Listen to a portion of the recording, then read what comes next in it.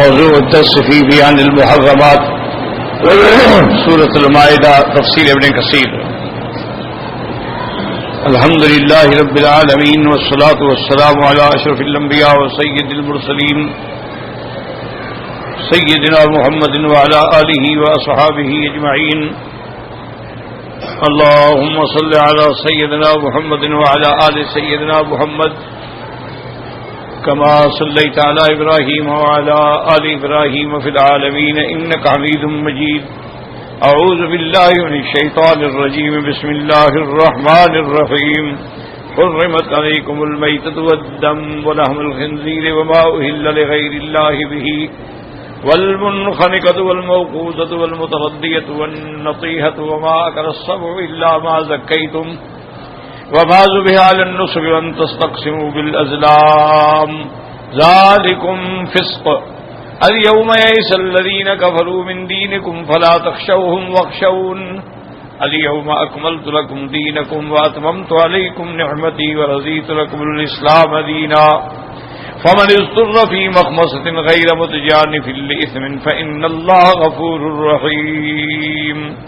قال المؤلف والمفسر رحمه الله تعالى أداب النفع بعلومه وعلومكم في الدارين آمين إلى أن قال والقول الثاني أن ذلك لا يحل وهو أحد القولين عن الشافعي رحمه الله تعالى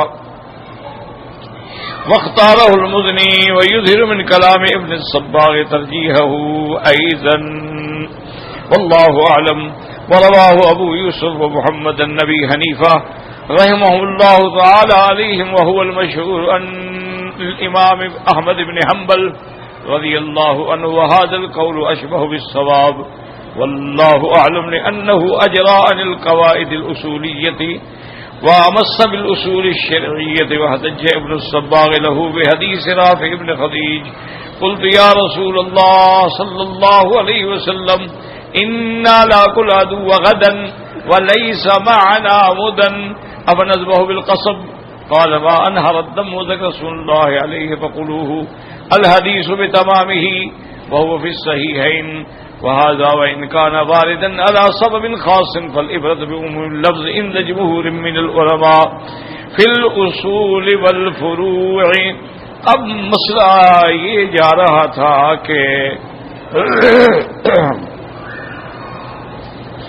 کہ آپ نے ایک سدھائے ہوئے کلب معلم کہتے ہیں جس کو شکار کے لیے سدھایا جاتا ہے اور اس کی نشانی یہ ہوتی ہے کہ آپ اس کو چھوڑیں تو چل پڑے روکیں تو رک جائے. ایک دوسری بات یہ ہوتی ہے کہ جب وہ شکار کو پکڑ لے تو وہ خود کھانے نہ شروع کر دے بلکہ پکڑ کے آپ کی انتظار میں بیٹھ جائے. اس کا معنی ہوتا ہے کہ یہ کلب معلم ہے تو اس کا شکار کرنا بھی جائز ہے. اور اسی طرح باز ہے, اسی طرح اور بھی کئی چیزیں ہیں جن سے شکار کیا جاتا ہے, لیکن شرط یہ ہے کہ وہ کلب معلم ہو اور سیکھا ہوا ہو. تو عموم آیت یہی ہے فَكُلُوا مِمَّا أَمْسَكْنَا عَلَيْكُمْ کہ جو تمہارے لیے وہ پکڑیں وہ کھا سکتے ہو, حلال ہے. اسی طرح عمومات حدیث جو ہیں عدی بن حاتم کے اور اسی کو اصحاب امام شافعی رحمہ اللہ نے بھی ذکر کیا ہے اور اسی کو متاخرین میں سے نبوی رحمہ اللہ اور رافعی رحمہ اللہ نے بھی صحیح کہا ہے. قلت وليس بظاهر من كلام الشافعي في الأم والمختصر فإنه قال في كل الموضعين يحتمل معنيين ثم وجه كل منهما فحمل ذلك الأصحاب منه فأطلقوا في المسألة قولين عنه. اللهم إلا أنه في بحثه للقول بالهل غشعه قليلا ولم يصرح بواحد منهما. ان کے دو قول ہیں. والقول بذلك عني الهل کہ حلال ہے نقل ابن الصباغ عن ابي حنيفه من روایت الحسن بن زیاد عنه ولم يذكر غير ذلك. اما ابو جعفر بن جریر انہوں نے جو ذکر کیا ہے ان سلمان الفارسی و ابی ہریرہ و سعد بن ابی وقاص و ابن عمر, لیکن وہ غرابت ہے اس میں. ولیس یوجد ذلك مصرحا به عنهم کوئی تصریح بھی نہیں ملتی کہ ان کا یہ قول ہے. الا انه من تصرفه رحمه الله رضی اللہ عنہ اب ایک قول یہ بھی ہے کہ ان ذالک لا یحل، یعنی اگر آپ نے ایک کتا چھوڑا ہے لیکن اس نے اس کو پکڑا، ایک تو نا پکڑ لیا پھر آپ نے ذبح کر لیا، وہ تو حلال ہے، بلکہ کتے نے اپنے زور سے ٹکر ماری تو مر گیا، کیا وہ حلال ہے یا حرام ہے؟ تو اکثر علماء جو ہیں وہ یہی فرماتے ہیں کہ وہ حلال نہیں ہے، کیونکہ وہ اسی میں آ جاتا ہے جو لفظ پہلے آپ نے پڑھا ہے کہ جس کا گلا گھونٹا جائے یا موقوذہ جس کو ضرب لگا کے مارا جائے تو وہ جانور حلال نہیں ہوتا ہے۔ اور کہتے ہیں کہ اسی کو امام ابو یوسف نے، امام محمد رحمۃ اللہ علیہ نے حضرت امام ابو حنیفہ سے، اور اسی طرح امام محمد بن حنبل رحمہ اللہ نے بھی یہی قول نقل کیا ہے کہ وہ حلال نہیں ہے۔ بس اب ایک حدیث مبارک میں یہ آتا ہے کہ قلت یا رسول اللہ، یہ حدیث جو ہے اس کے پوچھنے والے جو ہیں رافع ابن خدیج ہیں، انہوں نے حضور پاک سے پوچھا کہ انا لاق العدو غدا، کہ ہم جہاد میں جا رہے ہیں، ہماری دشمن سے مقابلہ بھی ہو جاتا ہے، اور لیس معنا مدن، ہمارے پاس چھری نہیں ہے، مدا کہتے ہیں لغت حبشہ میں چھری کو، تو اگر ہم کسی قصب سے، یعنی جیسے قصب کہتے ہیں جیسے آپ کا کماد ہے نا، کماد کا چھلکا وہ بڑا تیز ہوتا ہے، اگر اس سے ہم جانور کو ذبح کر لیں تو کیا وہ حلال ہو جائے گا؟ حضور نے فرمایا ابھی مقصد تو خون بہانا ہے نا، چھری سے بہائیں یا قصب سے بہائیں یا اس کو کوئی بعض پتھر بھی ہوتے ہیں اتنے تیز ہوتے ہیں ان سے ذبح کیا جاتا ہے تو اس کو آپ کھا سکتے ہیں۔ کہتے ہیں کہ گو یہ واقعہ جو ہے ایک سبب خاص ہے لیکن عبرت عام پہ ہے، جیسے کما سئل علیہ السلام عن البتع وهو نبیذ الاصل، کہ اصل جو ہے شہد کی نبیذ بنا کے پینا جائز ہے کہ نہیں، فقال كل شراب اسکر فهو حرام، کہ ہر وہ شراب جو نشہ پیدا کر دے وہ حرام ہے، اگر نشہ پیدا نہ کرے تو وہ حلال ہے۔ ایک یاد رکھو، ایک ہوتا ہے نبیذ، نبیذ کہتے ہیں عرب میں عام رواج اب بھی ہے کہ وہ لوگ جو ہیں کھجور کو پانی میں بھگو دیتے ہیں، پانی ڈال کے اس کو رکھ دیتے ہیں، مثلا وہ ساری رات رکھا رہا تو صبح کو وہ نبیذ بن جاتا ہے، وہ آپ پی سکتے ہیں، لیکن اگر اس کو 2-3 دن گزر جائیں تو اس میں نشہ پیدا ہو جاتا ہے، پھر وہ پینا جو ہے حرام ہے۔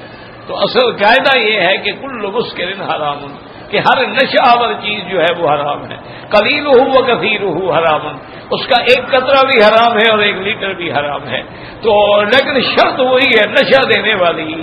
اچھا، ایک آج کل کچھ جدید لوگ جو ہے نا، اللہ ہدایت دے ہمیں بھی انہیں بھی، وہ ایک بہانہ بناتے ہیں کہ جی چلو ایک آدمی اگر شراب پیتا ہے لیکن اس کو نشہ نہیں ہوتا تو مسکر تو نہ ہوا نا، تو حرام تو تب ہوگا جب اس کو نشہ ہو، اس کو تو نشہ نہیں ہوتا، وہ تو شراب پی کے تقریریں بھی کرتا ہے اور شراب پی کے کام بھی کرتا ہے، دفتر بھی جاتا ہے، سارے کام کرتا رہتا ہے۔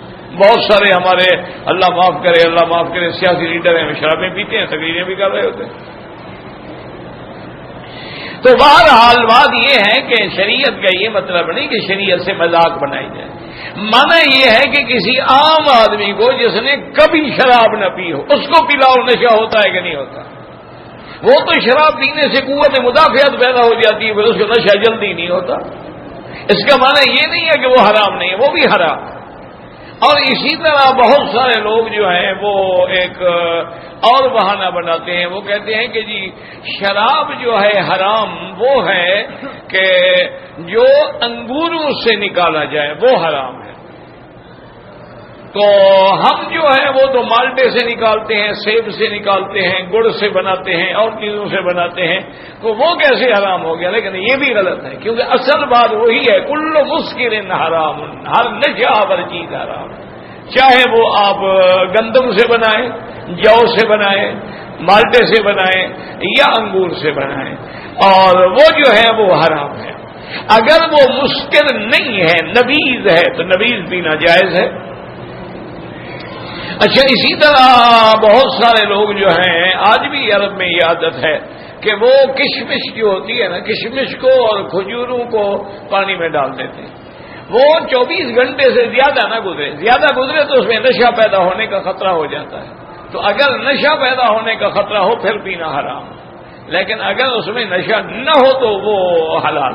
اس کی مثال یوں بھی سمجھ لیں کہ آپ 1 کلو انگور کھا جائیں تو آپ کو نشہ تو نہیں ہوگا، لیکن اگر آپ اس کو نکالتے ہیں عصیر، پھر اس کو پکاتے ہیں، پھر اس سے شراب کشید کرتے ہیں تو وہ حرام ہے.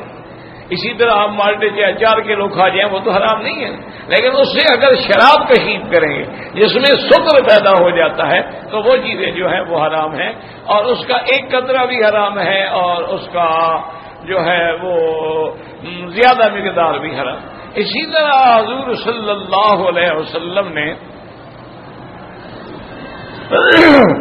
جب شراب حرام ہو گئی، یہ کمال تھا نا جی صحابہ کا رضوان اللہ علیہم اجمعین. اللہ نے ساری دنیا سے جو موتی تھے نا وہ چن کے میرے محمد کے صحابی بنا دیے رضوان اللہ علیہم اجمعین. یہ میں نہیں کہتا، حدیث ہے. حضور نے فرمایا ان اللہ اختارنی، اللہ نے مجھے ساری مخلوق میں سے چن لیا ہے. اور اس کے بعد پھر میں ثم اختارنی اصحابی، پھر میرے لیے صحابہ کو بھی چن لیا ہے. فجعلہم انصاری و اصحاری، پھر ان کو بعد میرے مددگار بنا دیا ہے اور بعد کو میرا رشتہ دار بھی بنا دیا ہے. تو صحابہ کو بھی اللہ نے چن لیا ہے. اسی لیے ان کی جو نسبت ہے نا، یاد رکھیں کہ سب سے بڑی چیز نسبت ہوتی ہے. اب دیکھیں دنیا میں جتنے اولیاء اللہ گزرے ہیں، جتنے صوفیاء کرام گزرے ہیں، ان سب کا زور جو ہے نا اسی نسبت پہ ہوتا ہے. اور جب نسبت جڑ جاتی ہے نا جی، اور حضور کی تو صحبت کا مقام ایسا تھا نا کہ نظر پڑی، کلمہ پڑا اور سارے منزلیں طے ہو گئے. بس وہاں تو اور کسی محنت کرنے کی ضرورت ہی نہیں تھی. وہاں تو بس حضور کی نظر پڑی، ہاتھ میں ہاتھ ملا، کلمہ پڑا اور السلام علیکم. وہ مقام صحابی پہ پہنچ گیا اور ساری دنیا کے اولیاء سے بڑھ گیا. تو نسبت بڑی چیز ہوتی ہے. تو حضور پاک کے صحابہ ہیں. اب دیکھو شراب چھوڑنا، آپ تو سگریٹ بھی نہیں چھوڑتے نا، آپ تو احرام میں بھی نہیں چھوڑتے، عمرے میں بھی نہیں چھوڑتے، حج میں بھی نہیں چھوڑتے، آپ تو محمد مدنی کے روضے میں جا کے بھی نہیں چھوڑتے. وہاں بھی باہر کھڑے ہیں تو روضے پاک کے سائے میں اور سگریٹ پی رہے ہیں. انا للہ و انا الیہ راجعون. جب شراب حرام ہوئی نا کہ اللہ نے شراب کو حرام کر دی، فہل انتم منتہون، کیا تم ہو رکنے والے؟ انتہائی نا، بس رک گئے. صحابہ کہتے ہیں کہ مدینے کی گلیوں میں شراب ایسے بہ رہا تھا جیسے پانی بہتا. جس کے ہاتھ میں گلاس پکڑا ہوا تھا نا، جب حکم پہنچا اس نے پھینک دیا، جس کے گھر میں رکھا ہوا تھا اس نے پھینک دیا. ایک صحابی حضور کی خدمت میں آئے، انہوں نے آگے کہا کہ یا رسول اللہ انی مال ایتام، میرے پاس یتیموں کا پیسہ ہے، میرے یتیم ہیں، رشتہ دار ہیں، عزیز ہیں، ان کا پیسہ ہے، تو میں ان کے پیسے کا شراب خرید کر کے لے آیا. کیونکہ پہلے تو شراب حلال تھی نا، حلال تھی، خریدتے تھے، بیچتے تھے، پیتے تھے. اب میں مدینہ منورہ میں پہنچا تو مجھے پتہ لگا کہ شراب حرام ہو گئی ہے. تو اب یا رسول اللہ اس کا کیا حل ہے؟ آپ نے فرمایا ان اللہ حرم الخمر، شراب حرام ہو. اس نے کہا حضور اس میں تو یتیموں کے بہت بڑا نقصان ہو جائے گا، اتنا پیسہ لگا ہوا ہے، آپ یہ اجازت دیتے ہیں کہ میں یہ شراب لے کر کسی کافر ملک میں چلا جاؤں اور کافروں کو بیچ دوں؟ آپ نے فرمایا اللہ کے بندے ثمن الحرام حرام، حرام چیز کا پیسہ بھی حرام ہوتا ہے. جب حرام بیچو گے، کافر کو بیچو یا مسلمان کو بیچو، حرام چیز کا جو پیسہ آئے گا وہ بھی حرام. تو اسی لیے یہ قاعدہ کلیہ ہے، کل مسکر حرام، ہر نشاور چیز حرام. اسی طرح یہ قاعدہ کلیہ ہے ثمن الحرام حرام، ہر حرام چیز کا پیسہ بھی حرام ہے. وہ چیز جب حرام ہے، تم بیچ ہی حرام رہے ہو تو اس کی جو پیسہ آ رہا ہے وہ بھی حرام ہے. تو اس لیے ہمیشہ یاد رکھیں کہ جب تک نبیذ ہے وہ حلال ہے. اذا اشتد، جب اس میں شدت پیدا ہو جائے، سکر پیدا ہو جائے تو وہ حرام ہے. ورنہ تو حضور صلی اللہ علیہ وسلم البتع پوچھا گیا حضور کہ اگر ہم اصل کی نبیذ بنائے، آپ نے فرمایا ٹھیک ہے وہ حلال ہے، لیکن یہ دیکھ لو کہ نشے میں نہ پہنچے۔ افیقول فقیہ ان هذا اللفظ مخصوص بشراب الاصل وهكذا هذا كما سالوا عن شيء من الزكاة فقال لهم كلاما عاما يشغل ذاك المسؤول عنه وغيره لأنه عليه السلام كان قد أوتي جوامع الكلم إذا تكررها هذا فما صدمه الكلب وغمه بشكله ليس مما أنهر دمه فلا يحل لمفهوم هذا الحديث۔ اب مفسر رحمۃ اللہ علیہ فرماتے ہیں کہ اب کوئی کہہ سکتا ہے کہ بھی یہ تو صرف نبیذ اصل کے بارے میں تھا، نہیں، قاعدہ کلیہ بن گیا کہ کل شراب اسکرا فہو حرام، ایک قاعدہ ہے۔ اسی طرح یاد رکھیں کہ یہ بھی قاعدہ کلیہ بن گیا کہ اگر جانور کو صدم سے مارا گیا ہے، جانور کو لکڑی کی چوٹ سے مارا گیا ہے، جانور کو نیزے سے نہیں بلکہ نیزے کی عرض سے مارا گیا ہے، وہ سب حرام ہے۔ اسی طرح اگر شکاری کتے نے جا کے اس کو دھکا دیا ہے، وہ گر گیا اور اس کے اوپر بیٹھ گیا، وہ مر گیا، حرام ہے، کیونکہ اس کو ذبح نہیں کیا گیا۔ حلال وہ ہے ما انہر الدم، جس کو ذبح کیا جائے اور اس کا خون نکلے، وہ حلال ہے۔ فرماتے ہیں حدیث ليس من هذا الكبير بشيء لأن من وصال والآرض الذي يذكى بأول رسول الشيء الذي يذكي ولهذا استثنى من ذلك السن والظفر إذ قال ليس السن والظفر فحدث من ذلك أما السن فأدل وأما الظفر وبدل الحبشة۔ اب مفسر رحمۃ اللہ علیہ فرماتے ہیں کہ بھئی اگر کسی نے قسم سے ذبح کیا وہ تو حلال ہے، لیکن کسی آدمی نے اگر دانت سے ذبح کیا تو وہ حرام ہے۔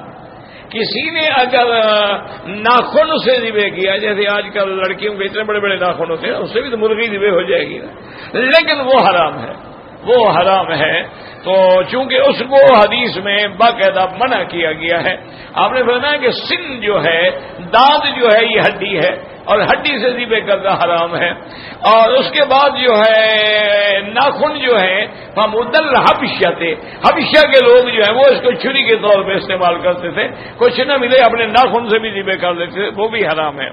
فلا يبقى فيه والمستثنى يدل على جنس المستثنى والا لم يكن متصلا فدل على ان المسؤول عنه والاعلى فلا يبقى فيه ذات ما ذكرتم والجواب هذا بان في الكلام ما يشكل عليكم ايضا حيث يقول ما انهر الدم ذكر الله عليه فقلوا ولم يقل فذبحوا به فهذا يؤخذ منه حكمان معا يؤخذ حكم الارض الذي يقع بها وحكم المزكي وانه لا بد من انهار دمه بحالة ليس سنا ولا ظفرا وهذا مسلکن۔ اب مفسر رحمۃ اللہ علیہ فرماتے ہیں کہ ما انہر الدم، جو خون بہانے والی چیز ہو، جس سے خون بہایا جائے، یہاں حضور نے صرف یہ نہیں کہا کہ فذبحوا، تو اس لیے دو حکم یہاں سے مل گئے۔ ایک تو حکم یہ ملا کہ کس آلہ سے ذبح ہو سکتا ہے، بھئی ہر چیز سے ذبح ہو سکتا ہے، لیکن وہ دانت بھی نہ ہو اور ناخن بھی نہ ہو۔ والمسلك الثاني طريقة المدني وهي أن الصام جاء التصريح في بين القطر بأرضه فلا تأكل وإن خزك فكل والكلب جاء مطلقا ويحمل على ما كيد هناك من الخزك لأنه ما اشترك في الموجب وهو الصيد فيجب الحمل هنا وإن اختلف السبب كما وجب حمل مطلق الإعتاق في الزهار على تقييده بالإيمان في القتل بل هذا أولى وهذا يتجه له على من يسلم الأصل هذه القاعدة من الفقه وليس فيها خلاف بين الصحابة قاطبة فلا بد لهم من جواب عن هذا ولا هو يقول هذا قتله القلب بثقله ولم يحل قياسا ما قتله الصام بأرضه والجامع أن كل منهما آلة للصيد وقد مات بسكنه فيهما ولا يعارض ذلك بملايته لأن القياس مقدم على العموم كما هو مذهب الأئمة الأربعة والجمهور وهذا مسلك حسن أيضا۔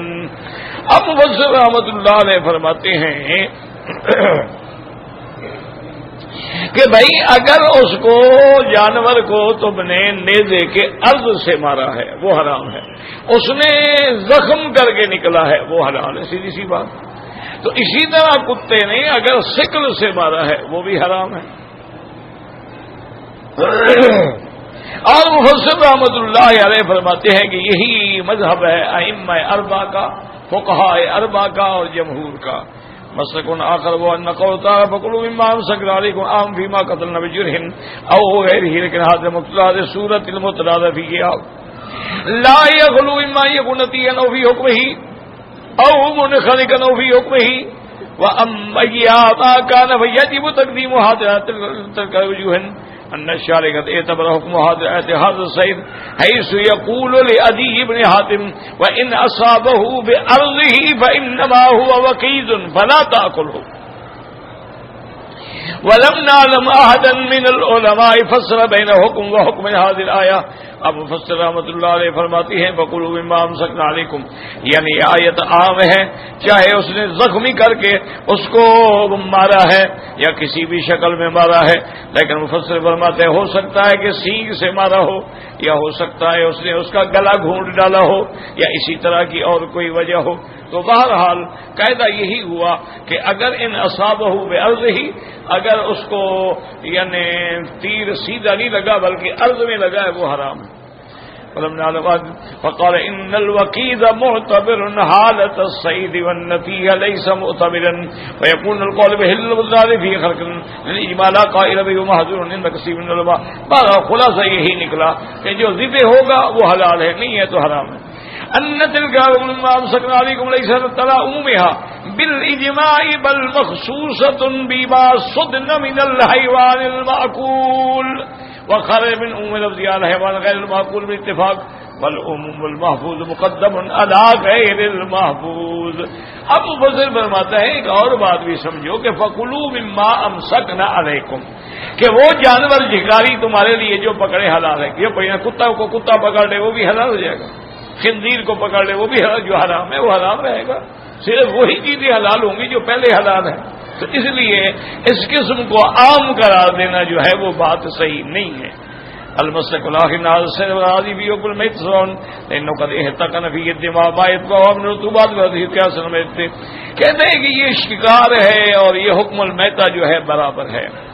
ان آیت التحریم حرمت علیکم المیتۃ الى آخرها محکمۃ لم يدخلها نسخ، یہ آیت محکمہ ہے، کبھی منسوخ نہیں ہوئی، کیونکہ سورۃ المائدہ ان صورتوں میں ہے جو آخر میں حضور صلی اللہ علیہ وسلم پر نازل ہونے والی ہیں۔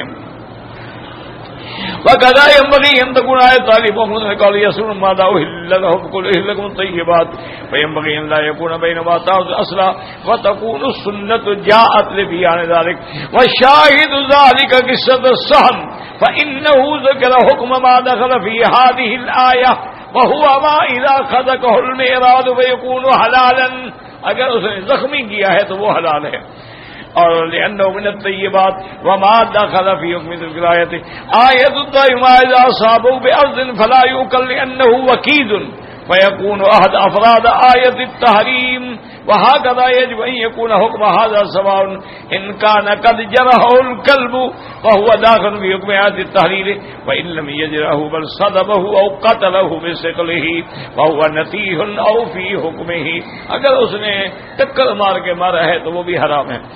وَإِنْ قِيلَ فَلِمَ لَا تَوَلَّىٰ فَصْلَ فِي حُكْمِ الْكَلْبِ وَقَالَ مَا ذَكَرْتُمْ إِنْ جَرَحَهُ فَهُوَ حَلَالٌ وَإِنْ لَمْ يَجْرَحْهُ فَهُوَ حَرَامٌ، فَالْجَوَابُ أَنَّ ذَلِكَ نَادِرٌ لأن من شأن الكلب أن يقتل بظفره أو نابه أو بهما معا، وأما استدامه هو والصيد فنادر، وقضى قتله إياه بسكله فلم يحتج إلى الاحتراز من ذلك لنذوره أو لظهور حكمه عند من ألم تحريم الميت خلق وقود مدرمتين، وأما السام الميراث فالذي يخطئ سوء ميرامه أو للهو أو لنحو ذلك بل خطئه أكثر من نصابته، ولہذا ذکر کل من حکم فصل واللہ تعالی اعلم۔ اب مفسر فرماتا ہے کہ جانور کتا جب پکڑتا ہے تو وہ اپنے پنجوں سے پکڑتا ہے، یہ نہیں ہوتا ہے کہ وہ اپنے زور سے جا کے ٹکر مار کے اس کو مار دی، یہ تو بہت نادر ہوتا ہے کہ اس کی ٹکر لگی اور جانور مر گیا۔ ہاں اس نے شکار کیا ہے، پکڑا ہے، زخمی کیا ہے، وہ ٹھیک ہے۔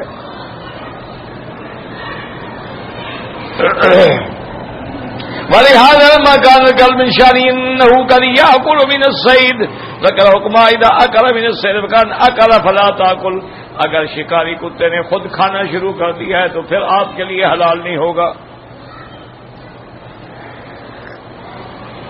کیوں فإنی اخاف ان یکون امسک علی نفسہ، پھر اس کا معنی یہ ہے کہ اس نے اپنے لیے پکڑا ہے نا، کھا جو رہا ہے، تمہارے لیے تو نہیں پکڑا کہ پکڑ کے بیٹھ جائے.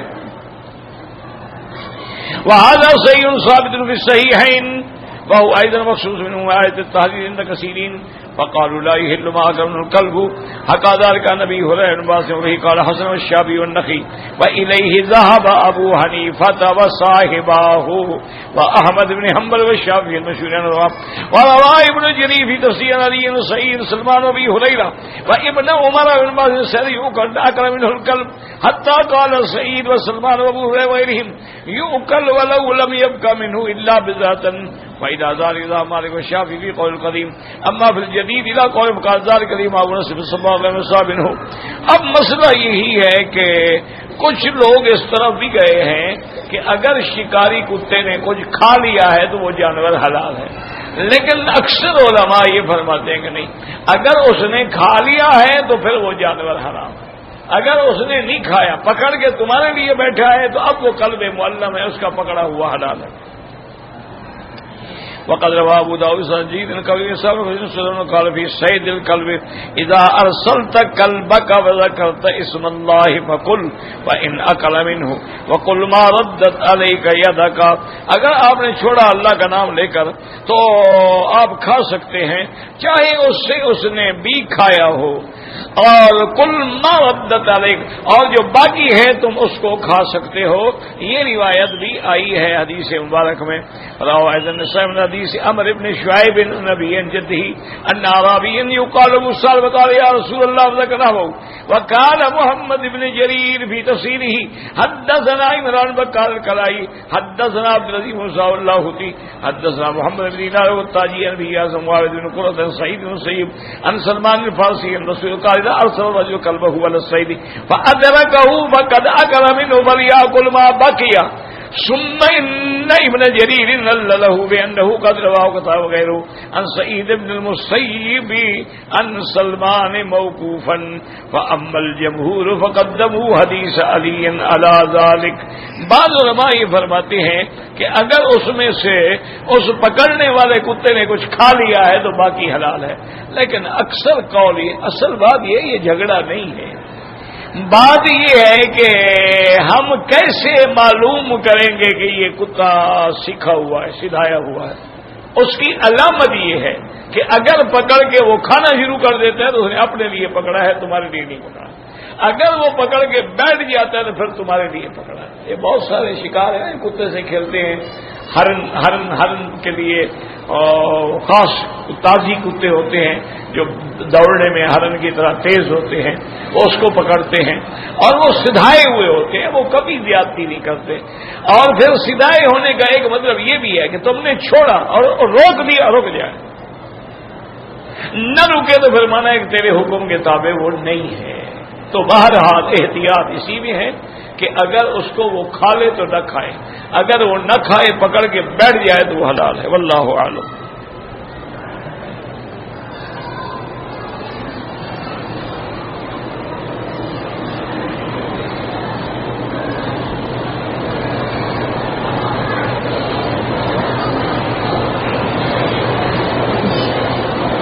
بہرحال آپ کی والدہ نے احرام باندھ لیا، بیٹے نے نہیں باندھا، اس کی وجہ سے وہ بھی رک گئی، ان کو دم دینا پڑے گا.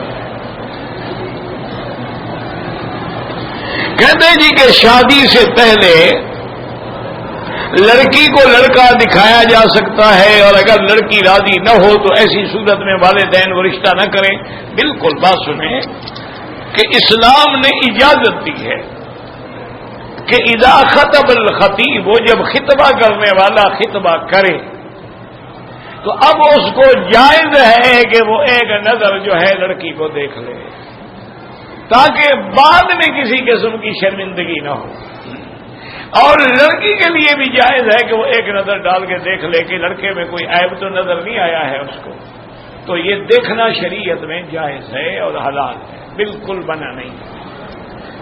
باقی یہ ہے کہ اگر لڑکی انکار کرے وہاں رشتہ نہ کرے. ایک بات یاد رکھیں کہ جہاں اسلام نے اس کے ولی الامر کو یہ حق دیا ہے کہ ولی جیسے باپ ہے باپ نہیں ہے، چاچا ہے نہیں ہے، بڑا بھائی ہے، وہ اس کی شادی کر سکتے ہیں، لیکن اس کا مشورہ بھی دیا جائے گا۔ اگر وہ راضی نہیں ہے تو کیوں کر رہے ہیں آپ؟ زندگی دوسری گزارنی ہے، تم نے تو نہیں گزارنی۔ تو اس لیے ورنہ پھر اس سے رائے لینے کی کوئی وجہ نہ ہوتی۔ اسی طرح حدیث میں اگر ایم احق کو بنفسہا، اگر بیوہ عورت ہے تو اس کو تو اپنے نفس کا خود اختیار ہے، وہ تو چاہے انکار کر دے چاہے اقرار کر دے، کیونکہ وہ تو اب مقصد ہے کہ اب میچور ہو چکی ہے، پکی عورت بن گئی، پھر ایک دفعہ شادی بھی ہو گئی، تو بہرحال لڑکی کی رضامندی بھی ضروری ہے۔ اگر لڑکی راضی، اسی طرح کوئی لڑکی والدین کی رضامندی کے بغیر بھی نہ کرے، کیونکہ ایک حدیث میں ہے کہ لا نکاح الا بولی، ولی کے بغیر نکاح ہوتا نہیں۔ وہ جو مسئلہ ہے نا کہ جی امام ابو حنیفہ فرماتے ہیں، امام ابو حنیفہ رحمۃ اللہ علیہ کی فقہ سمجھنے کے لیے بھی تو علم چاہیے نا۔ اب ہمارے چند جماعتیں پڑے ہوئے لوگ جو ہیں وہ اللہ معاف کرے پھر امام صاحب کی بات کو سمجھتے نہیں اور اعتراض کرتے۔ بات سمجھے، امام صاحب کا بھی یہی مذہب ہے کہ ولی کے بغیر نکاح نہیں ہوتا۔ اب وہ ایک شکل ہے کہ اگر کسی عاقل بالغ لڑکی نے 20 سال کی عمر ہے یا بالغ ہو گئی ہے، اس نے جا کے کورٹ میں مثال کے طور پہ شادی کر لی ہے، قبول کر لیا ہے، گواہوں کے سامنے نکاح ہوا ہے، خطبہ ہوا ہے، لیکن والدین راضی نہیں تھے، تو امام صاحب فرماتے ہیں اس کو ہم کہیں گے گناہ گار تو ہیں لیکن نکاح ہو جائے گا۔ وہ فرماتے ہیں ہم اس کو یہ کہیں گے کہ اس نے بغیر ولی کی اجازت کے نکاح کیا ہے، گناہ گار ہے، مخالف ہے حضور کی حدیث کی، لیکن انہوں نے قول قرار کیا ہے، ایجاب قبول تو ہوا ہے، اس کو ہم زنا تو نہیں کہہ سکتے۔ اس لیے یعنی وہ نہیں کہتے کہ ایسا کرو، بات کو سمجھا کرو۔ جیسے یہاں رواج پڑ گیا ہے کہ عمرے سے فارغ ہوتے ہیں، وہ مروا پہ کوئی کینچی لے کے کھڑے ہوتے ہیں، 2 بار ادھر سے کٹوا 2 بار ادھر سے کٹ، اور جی بس ٹھیک ہے امام شافعی کے۔ اور اللہ کے بندے بات سمجھو، امام شافعی بھی یہی فرماتے ہیں کہ سر پہ اسرا پھرواؤ یا سارے بال کٹواؤ۔ وہ یہ فرماتے ہیں کہ اگر کسی آدمی نے 2-3 بال کاٹ لیے، وہ کہتے ہیں اس میں دم نہیں پڑے گا، مقصرین میں وہ داخل ہو گیا، لیکن ایسا کرنا نہیں چاہیے۔ وہ بھی نہیں کہتے کہ کرو، وہ کہتے ہیں کہ وہ لفظ ہے قرآن میں محلقین و مقصرین، تو مقصرین تو ہو گیا نا چاہے اسے 3 بال کاٹے ہوں۔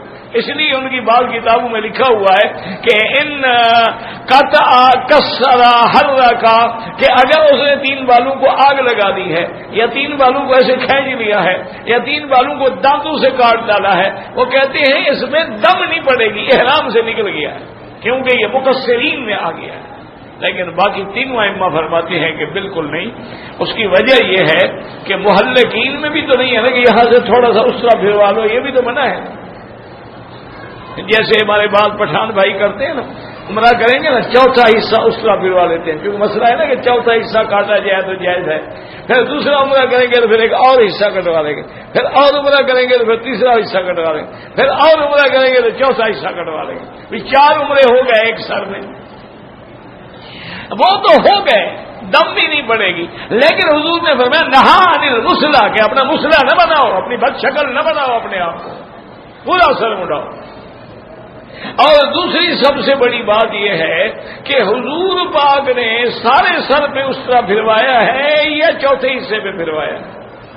تو قرآن حضور پہ اترا ہے، حضور نے عمل کر کے دکھلا دیا کہ سارے سر پہ اس طرح پھرے۔ اچھا حضور نے ایک دفعہ بال کٹوائے ہیں تو سارے بال کٹوائے ہیں یا ٹک لگوائے ہیں؟ تو اس لیے مسئلے کو سمجھا کریں۔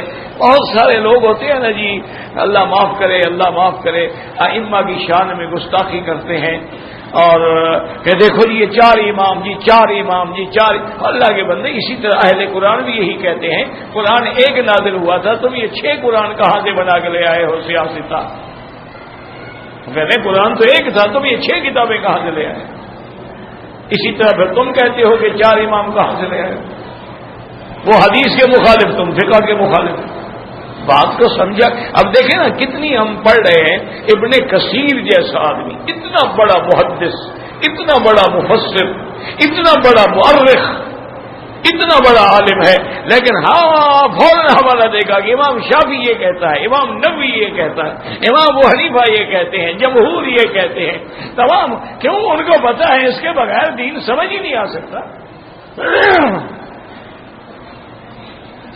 اب ایک اور آدمی نے پتہ نہیں کہیں پڑھ لیا کتاب میں، کہتا ہے جی امام ابو حنیفہ فرماتے ہیں کہ اگر کوئی آدمی اپنی ماں سے زنا کرے لا حد علیہ، اس پہ حد ہی کوئی نہیں۔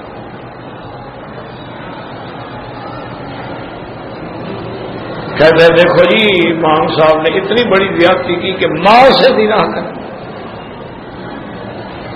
اور اس میں حد بھی کوئی نہیں۔ اب اتنا بڑا جاہل ہو تو اس کا کیا علاج؟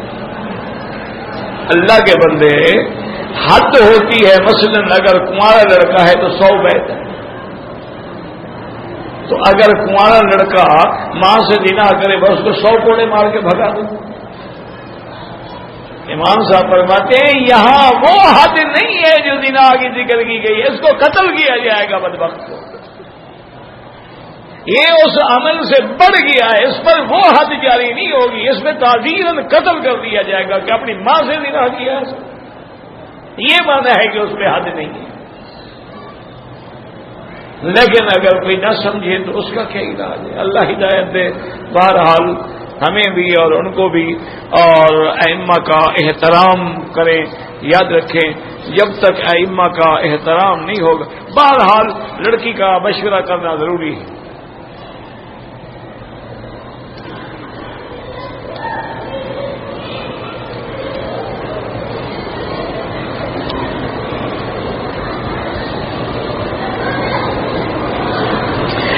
اگر انہوں نے کہا کہ حرم کی حدود میں کھڑا ہوں، میں نے تمہیں طلاق دے دینی ہے، دی تو نہیں ہے نا، وہ طلاق نہیں پڑے گی،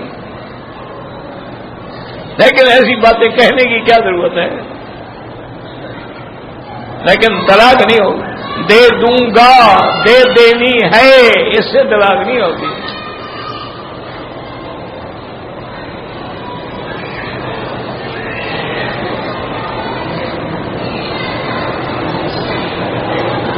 بہرحال امام کی اگر داڑھی نہ ہو تو اس کے پیچھے نماز نہ پڑھے، کیونکہ ائمہ اربعہ نے حضور کی حدیث کے مطابق امام کے لیے شرائط ہیں کہ امام کی پہلی شرط یہ ہے کہ اعلم بکتاب اللہ، وہ اللہ کے قرآن و حدیث کے سمجھنے والا ہو، عالم، اور دوسری شرط یہ ہے اقرأکم، کہ وہ قاری ہو، قرآن بھی صحیح پڑھتا ہو، اور اگر دونوں عالم ہیں، دونوں قاری ہیں تو فرمایا اکبرکم سنن، جو عمر میں بڑا ہو اس کو امام بناؤ۔ اور داڑھی منڈانا یاد رکھو تو گناہ کبیرہ ہے، بار بار کرنے سے فاسق و فاجر ہو جاتا ہے، اس کی امامت تو جائز نہیں ہے۔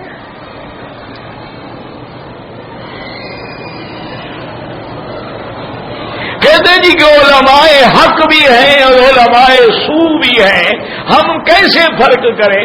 جو حلوہ کھاتے ہوں اور حلوہ کھا کے غلط فتوے دیتے ہوں علماء سو ہیں، جو پھانسیوں میں لٹک جائیں پھر بھی حق کہیں وہ علماء حق ہیں۔ تمہیں پتہ نہیں لگتا؟ کیسے کہتے ہو کہ پتہ ہے؟ تمہیں سارا پتہ ہے۔ جن کی زندگی حجرے میں، مجرے میں، عرس میں، 11ویں میں، 12ویں میں، میلاد میں، 13ویں میں، جلوسوں میں، جھنڈوں میں گزرے علماء سو ہے، اور جن کی زندگیاں جہاد میں گزر گئی، حق کہتے گزر گئی، توحید کے لیے مار کھاتے گزر گئی، علماء حق ہے۔ یہ تمہیں پتہ نہیں ہے؟ تمہیں رات اور دن کا پتہ نہیں لگتا ہے؟ یہ کیا بات؟ بالکل پتہ ہے تمہیں۔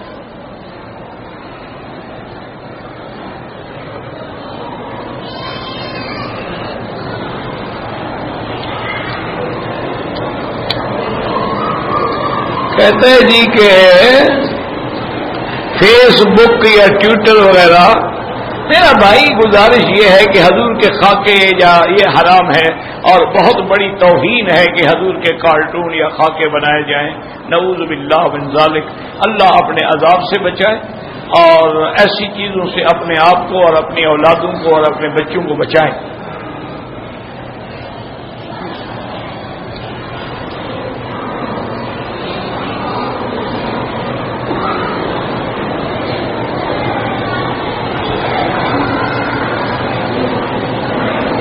بھئی یہ کل بھی آپ نے پوچھا ہے، اگر ایک عورت نے طواف کر لیا ہے، بھول گئی، بچھڑ گئی، صفا مروا نہیں دوڑی، اب بال کٹوا دیے تو دم پڑ گئی، بال نہیں کٹوائے تو جا کے صفا دوڑے اور پھر بال کٹوا دے. کل بھی پوچھا تھا، میں نے بتا دیا تھا. زمزم میں ملاوٹ کرنا جائز ہے. آپ تو ہر کام میں ملاوٹ کرتے ہیں نا، خدا کے لیے زمزم کو تو رہنے دو. آپ ملاوٹ کے عادی ہیں نا ماشاءاللہ، ہر چیز میں ملاوٹ ہے نا. وہ ایک آدمی مر رہا تھا، نہ سانس نکل رہی تھی اور نہ اندر جا رہی تھی. وہ بڑا پریشان تھا. ڈاکٹر بھی کیا کھایا ہے تم نے؟ انہوں نے کہا جی میں خودکشی کے لیے زہر لے آیا تھا، لیکن وہ بھی ملاوٹ والی تھی، نہ مرتا ہوں نہ جیتا ہوں.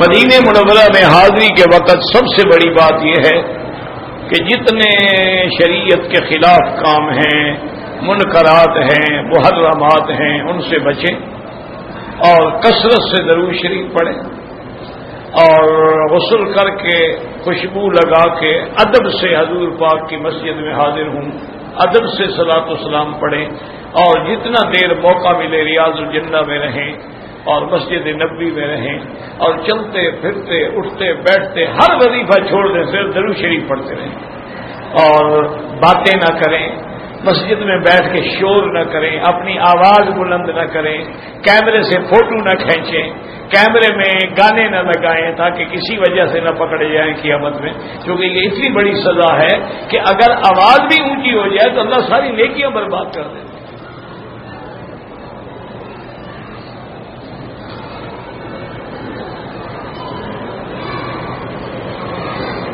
پاگل پن اور جنون سے بچنے کی کیا دعا ہے؟ حضور کی حدیث ہے اللہم انی اعوذ بک عن البرص والجنون والجذام وعن سیء الاسقام. یہ دعا کیا کریں. مکڑی کھانا حلال ہے، بالکل حلال. نماز جنازہ کے بعد دعا مانگنا بدعت ہے. نماز جنازہ خود ہی دعا ہے. اس میں کیا ہوتا ہے؟ دعا ہی تو ہوتی ہے اللہ مغفر لحینا و میتنا و شاہدنا و غائبنا.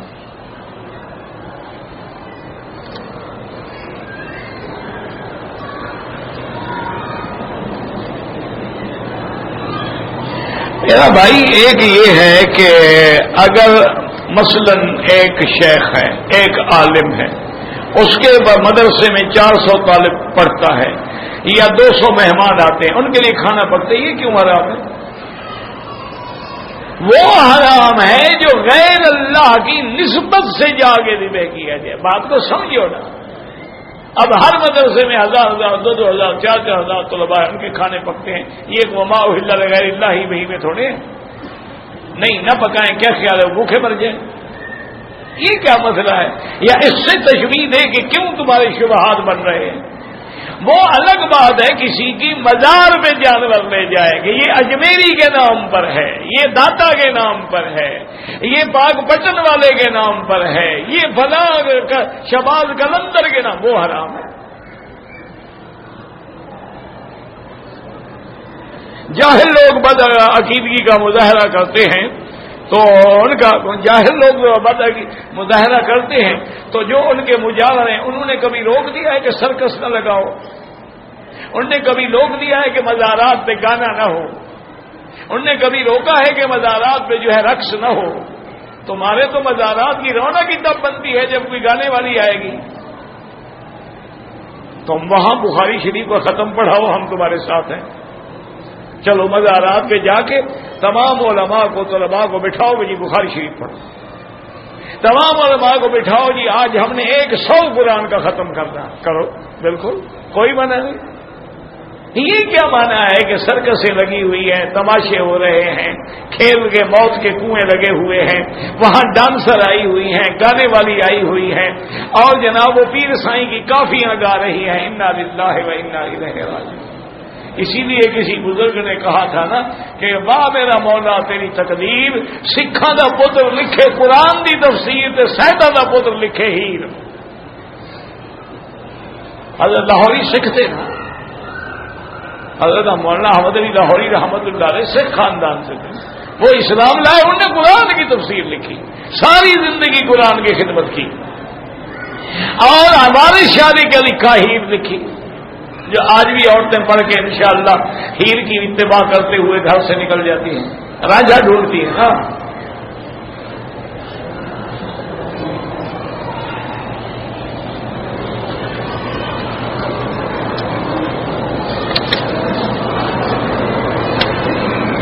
ہم قطر سے پہلے مدینہ گئے، پھر مکہ آئے، مدینے سے آتے وقت سیل کبیر جا کے احرام باندھا، بالکل ٹھیک ہے، کوئی منع نہیں، کوئی دم نہیں، آپ نے میقات سے احرام باندھ لیا، مدینے سے باندھتے تب بھی جائز تھا، اگر سیل کبیر چلے گئے وہ بھی میقات ہے، وہ بھی جائز تھا، جوہفہ چلے جاتے وہ بھی میقات ہے، وہ بھی جائز تھا، اور ذات عرق چلے جاتے وہاں سے احرام باندھتے وہ بھی جائز تھا.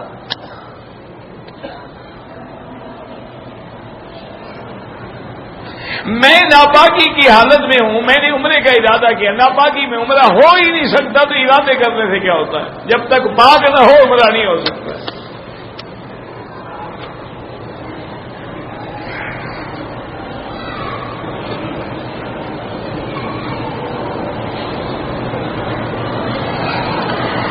مجھے سمجھ نہیں آتا کہ آپ گئے دوحہ قطر سے مدینہ گئے، ٹھیک ہے، حالت حیض کی وجہ سے پہلے ہم مدینے گئے، پاک ہو گئے، زیارت کی، مکہ آ گئے، ہمارا گھر کافی دور تھا، مکے میں آ کر ہوٹل گئے، دوسرے دن تنعیم سے جا کے احرام باندھا، دم پڑ گئی، آپ کو تو مدینے سے احرام باندھنا تھا نا.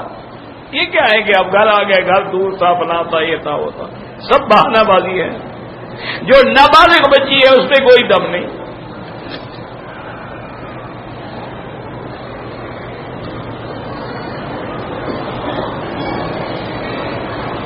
بھائی ہر گناہ پہ حد نہیں ہوتی، حد کے لیے اللہ نے قرآن میں جیسے زنا ہے حد ہوگی، چوری ہے حد ہوگی، اسی طرح اگر ڈاکے مارنے والے ہیں ان پر بھی حد جاری ہوگی، ان کا دایاں اور بایاں پاؤں، ایک دایاں ہاتھ اور بایاں پاؤں کاٹا جائے گا.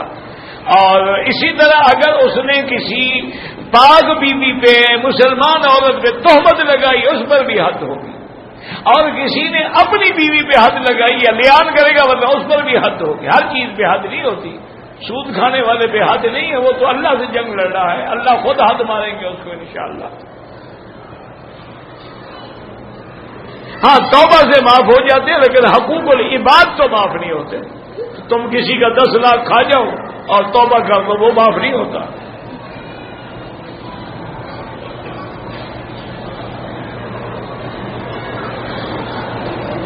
ہم نماز کے لیے آتے ہیں، لوگ راستے میں کھڑے نماز پڑھ رہے ہوتے ہیں، حرم میں جگہ ہوتی، نماز تو ان کی ہو جاتی ہے لیکن وہ ثواب سے معروم ہو جاتے ہیں. ثواب یہ ہے کہ زیادہ سے زیادہ کعبے کے قریب آؤ، ثواب یہ ہے کہ الاول فالاول، پہلی صفیں پوری کرو، پھر دوسری، پھر تیسری، پھر چوتھی، پھر اگر صفیں باہر بھی چلی جائیں تو کوئی حرج نہیں.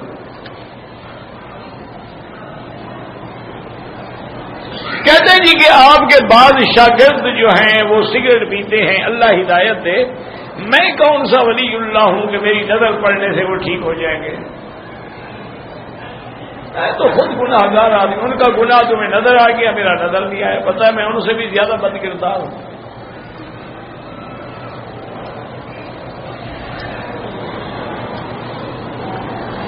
سری جہری نمازوں میں حنفی امام کے پیچھے مقتدی فاتحہ نہ پڑھے، شافی ہے تو پڑھے. اگر مسافر ساری زندگی بھی سفر میں رہے تو قصر پڑے گا، لیکن سفر 48 میل سے زیادہ ہو. بہرحال بعض علماء مسجد عائشہ کے عمرے کو جائز نہیں سمجھتے، لیکن امام ابو حنیفہ اور امام شافعی رحمۃ اللہ علیہ کے نزدیک جائز ہے.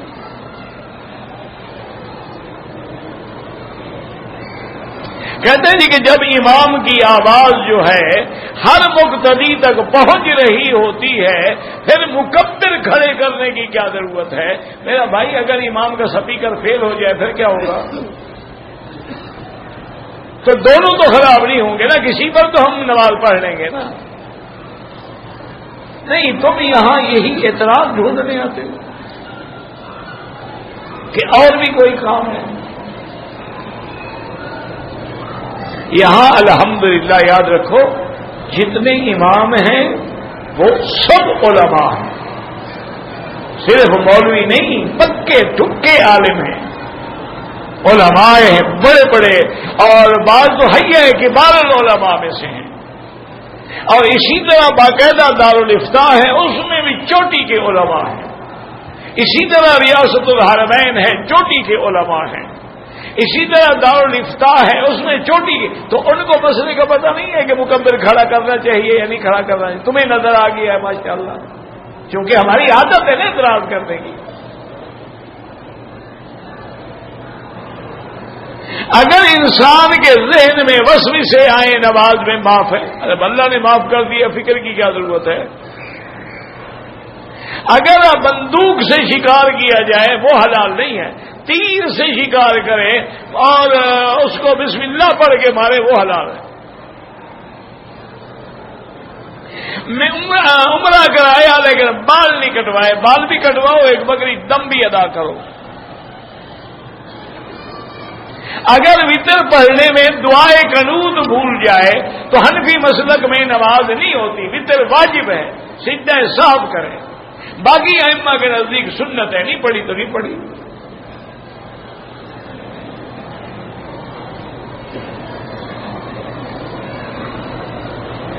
مسجد نبی سے جمعہ کے دن صبح 10-11 بجے نماز سے پہلے مکہ کے لیے نکل سکتے ہیں، مسافر پہ تو جمعہ واجب ہی نہیں ہوتا، اللہ کے بندے۔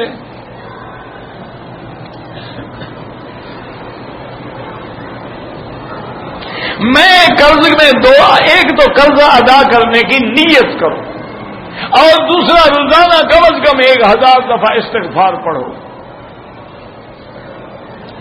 اللہ ہر بیمار کو شفا عطا فرمائے۔ دکان پہ سگریٹ بیچنا بالکل ناجائز ہے۔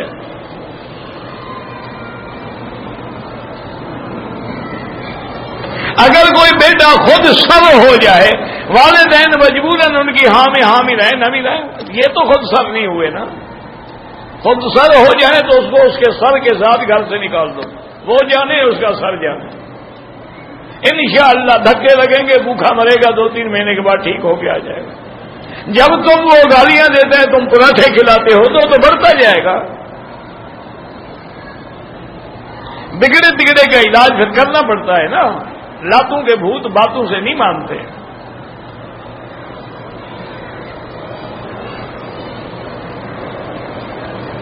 ایک ادارے میں ملازمت کرتا تھا، ریٹائرڈ ہونے پر ادارے نے رقم بھول کے زیادہ دے دی، زیادہ واپس کر دو۔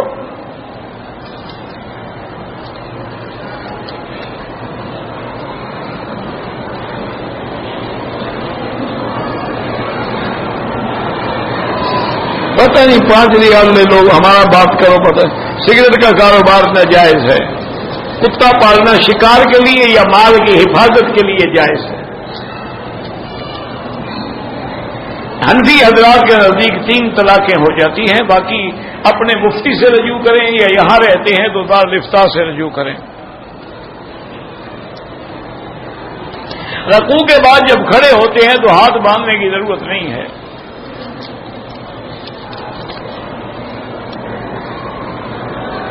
میں گناہوں سے بچنے کی کوشش کرتا ہوں، لیکن ہو جاتے ہیں۔ اپنی صحبت بدلو، دوست بدلو، اللہ والوں کی صحبت اختیار کرو۔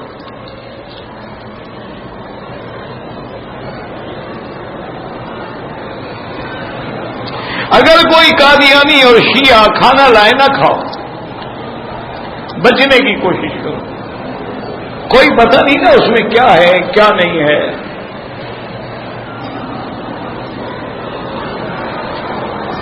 میں پاکستان سے آیا ہوں، احرام جدے سے باندھا ہوں، طواف کر کے ماشاءاللہ دم سر مڈا دیے، ماشاءاللہ۔ ایک احرام نہ باندھنے کا دم، ایک صفا مروا نہ توڑنے کا دم، 2 دم ادا کرو، بجا لے، پھر کبھی غلطی کرو۔ چھوٹی داڑھی رکھنا بھی جائز نہیں ہے، پوری رکھو، ایک مشت۔ نماز کے وقت میں جو وسوسے آتے ہیں معاف ہے، اللہ نے معاف کر دیے، بات ختم ہو گئی۔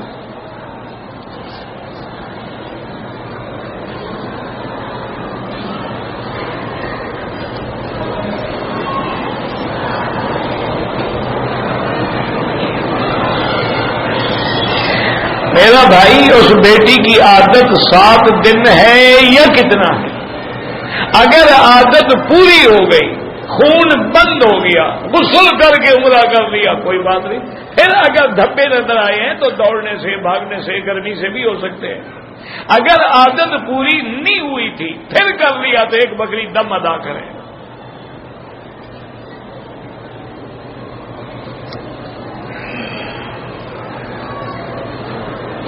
کہتے ہیں کہ کبھی کبھی وہ بیچاری 7 دن میں پاک ہوتی ہے، کبھی پورا مہینہ بھی دھبے لگتے تو بیماری ہے، پھر حیض نہیں ہے، کوئی اس پہ کوئی دم نہیں.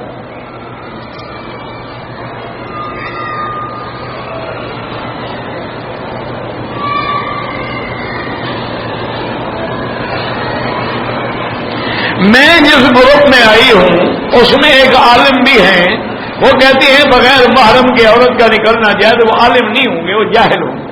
عالم ہو تو کبھی حضور کی فرمان کے خلاف کہہ سکتا ہے کہ عورت بغیر محرم کے سفر نہیں کر سکتی.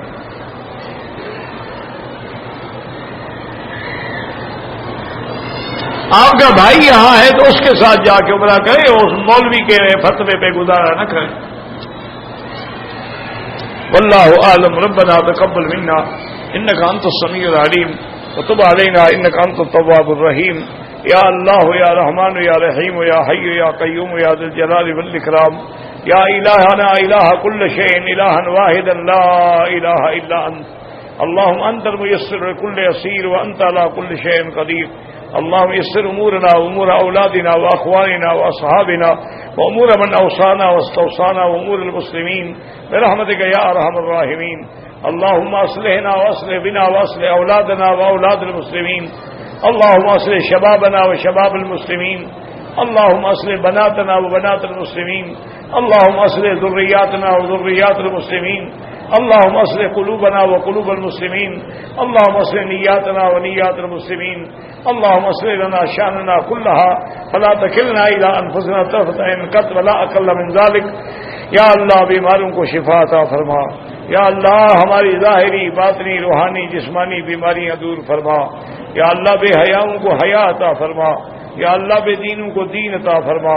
یا اللہ بے اولادوں کو اولاد صالح عطا فرما. یا اللہ بے روزگاروں کو روزگار عطا فرما. یا اللہ قرض داروں کے قرض عطا فرما. یا اللہ عالم اسلام کی عزت و غلبے کا فیصلہ فرما. یا اللہ مسلمان جس ملک میں ہیں ان کی جان، مال، ابرو، عزت کی حفاظت فرما. یا اللہ مسلمانوں کے مساجد ہیں، مدارس ہیں، معاہد ہیں، دین والے ہیں، دین کا کام کرنے والے ہیں، سب کی قدم قدم پہ حفاظت فرما. ربنا تقبل منا انك انت السميع العليم وتب علينا انك انت التواب الرحيم. صلی اللہ تعالی علی خیر خلقہ سیدنا محمد وعلى آلہ وصحبہ اجمعین. اللهم صل علی سیدنا محمد وعلى آل سیدنا محمد وبارک وسلم علیہ.